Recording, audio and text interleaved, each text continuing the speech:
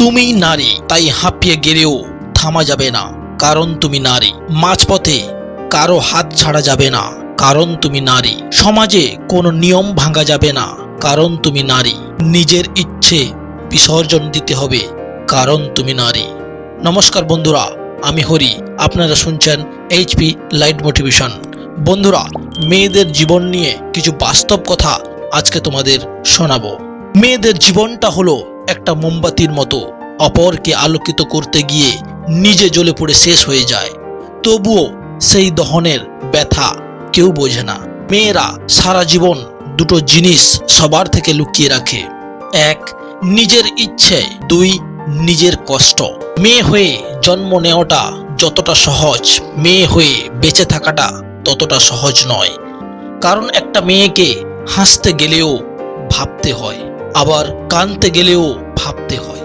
আমাদের সমাজে নিজের মেয়ে কাজ না জানলে বলবে ও বাচ্চা মেয়ে, অথচ ঘরের বউ কাজে একটু ভুল করে ফেললে বলবে মা বাবা কি কিছুই শেখায়নি। কথাটা শুনতে তেতো হলেও এটাই আমাদের সমাজ।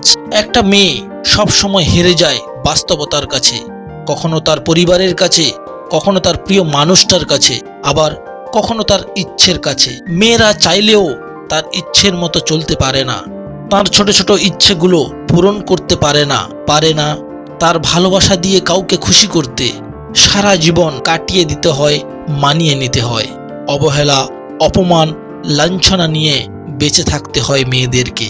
আসলে সবাই তো মেয়েকে নিজের সুবিধার মতো ব্যবহার করে যায়, তাই মেয়েদের জীবন বড়ই অদ্ভুত। মানিয়ে চলতে চলতে জীবন শেষ। অন্যদিকে একজন পুরুষকে তার শ্বশুর বাড়ির কেউ কিছু বললে সে শ্বশুর বাড়ি যাওয়াই বন্ধ করে দেয়। একটা মেয়ে তার জীবনের প্রত্যেকটা সময় বেঁচে থাকে অন্যের জন্য। জন্মের পর বাবা মায়ের জন্য, বিয়ের পর স্বামীর জন্য, সন্তান হওয়ার পর সন্তানের জন্য। আসলে মেয়েদের জীবনে নিজের জন্য কোনো চাওয়া পাওয়া থাকে না। বন্ধুরা, ভিডিওটি যদি ভালো লাগে তাহলে লাইক, শেয়ার ও সাবস্ক্রাইব করতে ভুলবেন না। আজকের মতো এই পর্যন্ত। Good bye.